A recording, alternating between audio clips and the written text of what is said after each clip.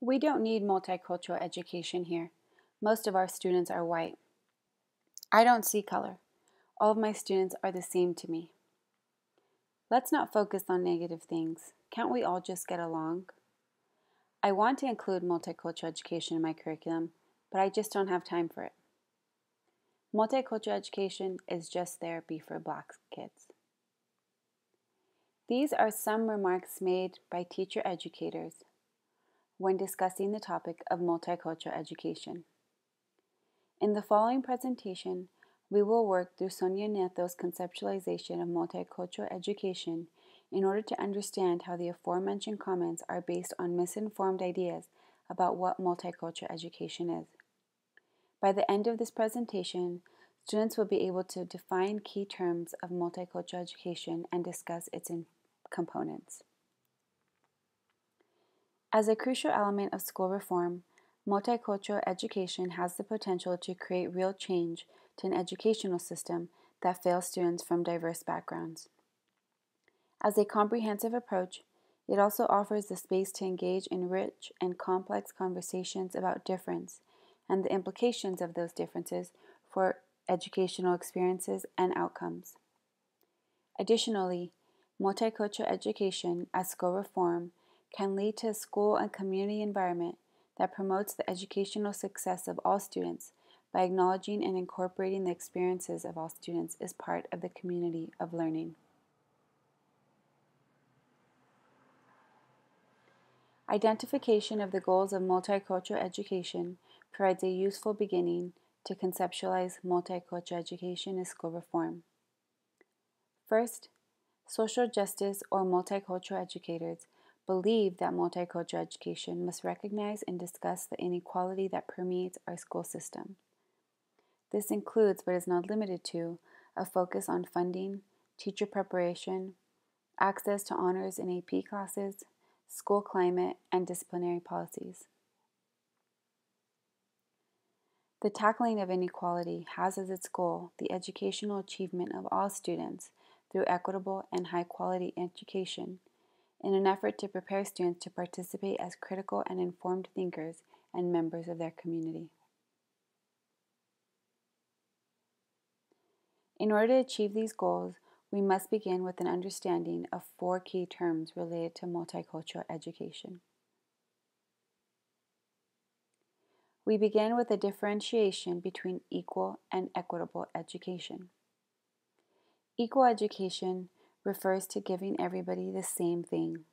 For example, giving all students a 20-minute lecture on computing fractions and requiring them to complete a homework assignment.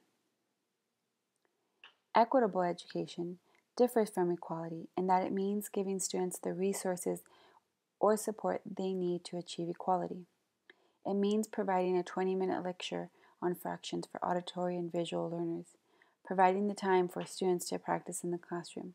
It means having students work collaboratively to solve problems. In other words, equitable education means that students are given the resources they need to succeed, resources based on their particular needs, which will not be the same for every student. Social justice, a philosophy or teaching approach that is embedded within the civil rights movement and seeks to dismantle discrimination, is another key term in the conceptualization of multicultural education. Components of social justice include a resistance and disruption of oppressive ideologies in practice, such as countering stereotypes. Equitable educational opportunity is a second component of social justice, meaning that all students are given the resources they need for educational attainment and equality.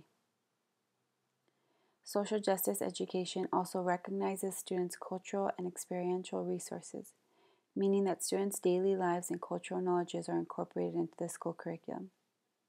Finally, social justice includes the creation of an environment for critical thinking and social change, meaning that students are prepared for civil, political, and community engagement.